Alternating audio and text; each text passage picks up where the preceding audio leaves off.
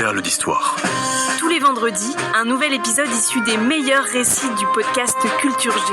Présenté par Gabriel Massé. Bonjour à tous, je vais vous raconter l'histoire du Concorde, cet avion supersonique made in France dont nous étions si fiers. On revient aujourd'hui sur cette prouesse technologique née d'une collaboration entre la France et la Grande-Bretagne et sur sa fin tragique dans les années 2000.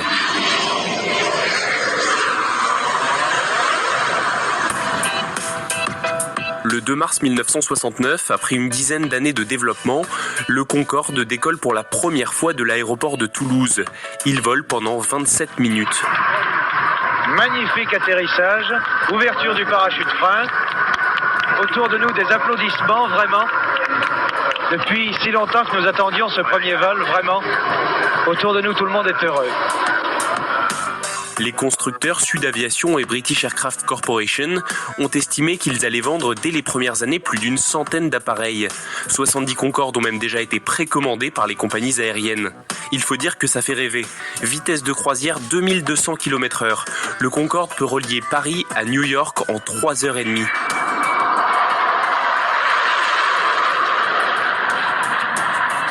Mais c'est un avion qui coûte très cher. Pour aller à une telle vitesse, il consomme énormément de kérosène.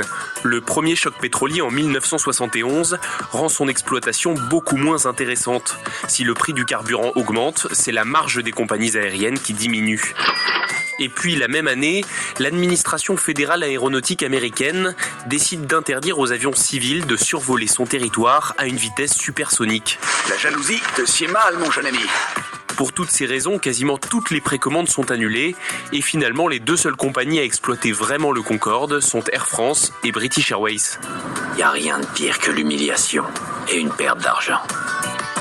Une perte d'argent, c'est évident, le Concorde est un échec commercial, mais une humiliation finalement pas tellement.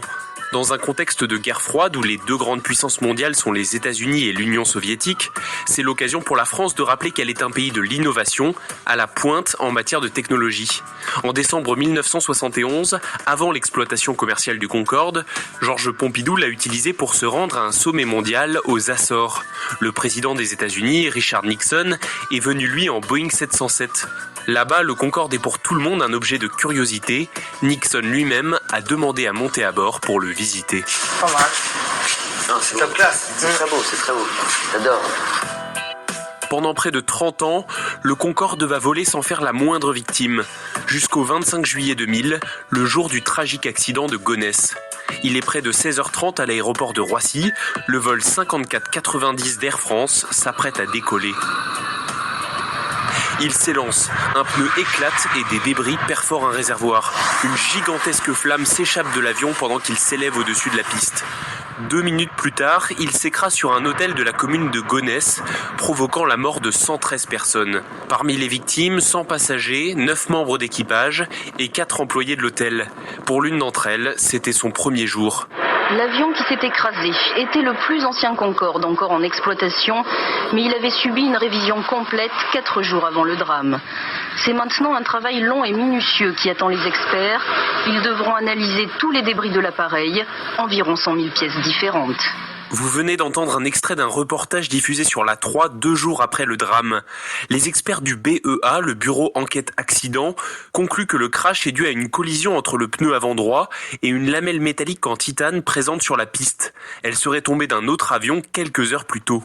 Suite à cet accident, le certificat de navigabilité du Concorde est suspendu. Il faudra attendre jusqu'à novembre 2001 pour que le Concorde remonte dans les airs avec des passagers.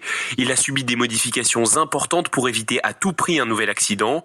Les réservoirs notamment sont désormais renforcés en Kevlar et Michelin a conçu spécialement de nouveaux pneus plus solides. Des modifications qui obligent à sacrifier une dizaine de places à bord de l'appareil, ce qui rend le Concorde encore moins rentable qu'avant.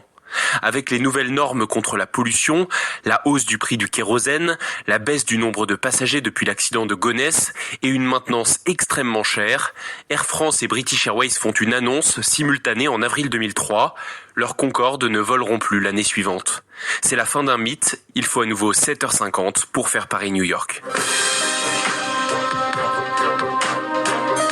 Dans le récit que je viens de vous raconter, on a le sentiment d'un gâchis, d'un échec.